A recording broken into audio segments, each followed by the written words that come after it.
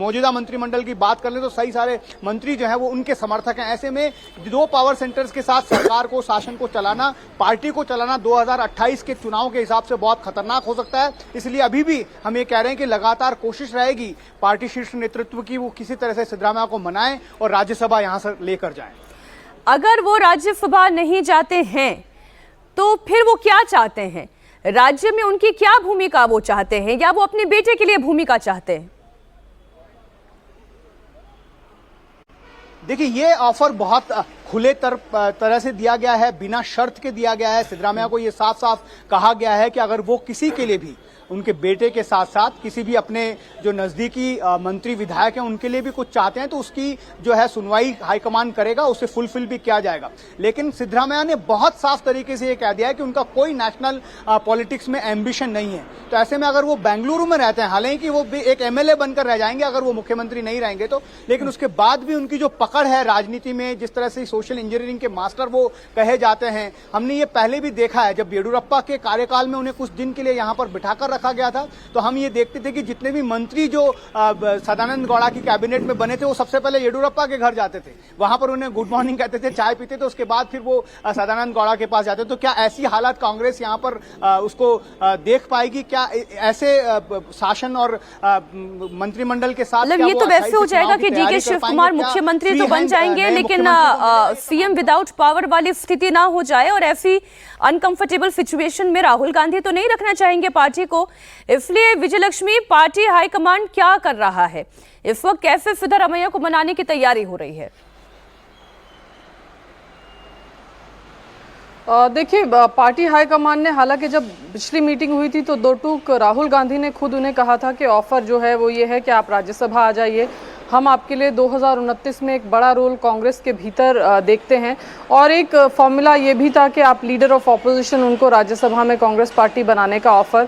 तो उसके 2 बड़े कारण हैं। एक तो ओबीसी बड़े चेहरे को कांग्रेस पार्टी ये मैसेज नहीं देना चाहती है कि भाई वो सिर्फ एक एमएलए रह गए, उनको दिल्ली ला करके एक उनके अपलिफ्ट, उनके स्टेचर के अपलिफ्टमेंट का एक मैसेज कांग्रेस पार्टी देना चाहती है। साथ ही दिल्ली की सक्रिय राजनीति में एक ओबीसी चेहरे को ला करके उसको साधने की भी कांग्रेस पार्टी की कोशिश थी, कांग्रेस हाईकमान की। और दूसरा, जिस तरह से राघवन ने भी कहा, 2 पावर सेंटर्स कांग्रेस पार्टी भली भांति जानती है 2 पावर सेंटर्स मुफीद नहीं है, जबकि राज्य में विधानसभा का चुनाव महज 2 साल दूर हो। तो ऐसे में सिद्धरामैया को बैंगलोर से दिल्ली शिफ्ट करने की पुरजोर कोशिश जो है कांग्रेस हाईकमान के द्वारा की जा रही है। और जो ऑफर उनके बेटे को कैबिनेट में लेने का बतौर डेप्यूटी सीएम ओबीसी कोटे से, वो भी उनको दिया गया है। लेकिन सिद्धरामैया अभी फिलहाल तक तो जो सूत्र बता रहे हैं कि वो अग्री नहीं उन्होंने किया है, दिल्ली की राजनीति वो नहीं करना चाहते हैं। अब ऐसे में देखना होगा ये स्मूथ ट्रांजिशन से लेकर के और जो नई सरकार बनती है उसका कार्यकाल कैसा रहेगा। अगर सिद्धरामैया बैंगलोर की राजनीति में ही सक्रिय रहने की अपनी जिद पर अड़े रहते हैं, क्योंकि 2 पावर सेंटर्स के साथ सरकार चलाना डीके शिव कुमार के लिए बड़ा ही मुश्किल और चैलेंजिंग काम होगा। तो ऐसे में अगर सिद्धरामैया दिल्ली आते हैं तभी उनके लिए एक स्मूथ फंक्शनिंग जो है वो वहां पर हो सकती है, एक पावर सेंटर अगर रहे। बहरहाल देखना होगा, आज सिद्धरामैया आते हैं और आला कमान एक बार अगर उनसे फिर दोबारा से कहता है तो क्या वो अपनी इस जिद से हट करके कुछ अपने डिसीजन में कुछ चेंज करते हैं या नहीं। उनको 1 हफ्ते का समय कांग्रेस लीडरशिप द्वारा दिया गया था उस मीटिंग के बाद, और कहा गया था कि वो केसी वेणुगोपाल को अपने फैसले से अवगत करा दें। और साथ ही उन्हें ये भी कहा गया था कि उनके पास कोई और प्लान है अपने लिए जो उनको लगता है बेहतर है तो वो भी सोचें और उसकी जानकारी शीर्ष नेतृत्व को दे 1 हफ्ते के भीतर। जी, विजयलक्ष्मी आप भी रहे हमारे साथ। लेकिन राघवन ये बताएं कि इस्तीफा होगा ये बात तय है, डीके शिव कुमार मुख्यमंत्री बनेंगे ये भी बात तय है, लेकिन वो होगा तो तब ना जब राज्यपाल खुद बेंगलुरु के अंदर मौजूद होंगे। राज्यपाल कहाँ है?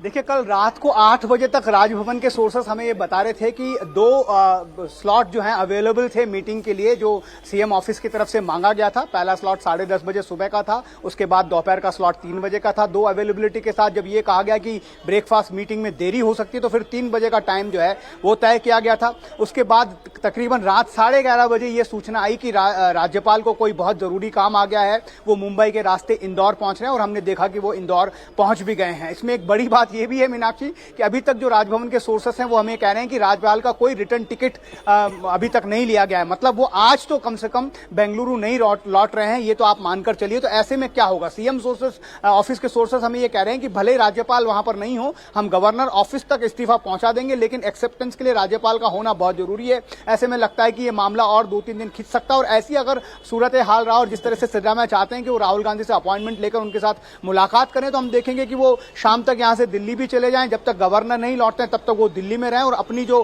बात वो आलाकमान के सामने रखना चाहते हैं कि वो नेशनल एम्बिशन नहीं है उनका पॉलिटिक्स का कोई भी, और वो बेंगलोर में ही रहकर पॉलिटिक्स करना चाहते हैं। तो वो ऐसे हालात में किस तरह से डील उन कांग्रेस हाईकमान उन बातों को करेगी, एक नई बात होगी, नई रणनीति उन्हें बनानी होगी। क्योंकि उनका ये मानना था कि सिद्धरामैया मान जाएंगे, स्मूथ ट्रांजिशन होगा, वो इस्तीफा दे देंगे, उसके बाद उनको राज्यसभा में नॉमिनेट करने के बाद यहां पर जो है नई सरकार का गठन डीके शिव कुमार के नेतृत्व में हो जाएगा। क्योंकि यहां पर देखिए मामला सिर्फ एक ही है कि क्या 23 में वादा किया गया था कि पावर शेयरिंग फॉर्मूला होगा, हाँ किया गया था, वर्बल हुआ था। उस बात को अब आज जो मीटिंग हुई थी, लेटेस्ट मीटिंग, उसमें ये पूछा भी गया सिद्धरामैया से, उसके बाद ये भी कहा गया कि आपको वो वादा मानना पड़ेगा। और चूंकि हम ट्रांजिशनल पॉलिटिक्स की तरफ जा रहे हैं, हम नए चेहरे को पार्टी को लेकर आना चाहते हैं, तो ऐसे में अब आपका जो है यहां से जाना उचित रहेगा। आप राज्यसभा चले जाइए, आपको बड़ा रोल हम देंगे। शायद LOP तक की बात हुई थी कि राज्यसभा में लीडर ऑफ अपोजिशन भी उन्हें बनाया जा सकता है।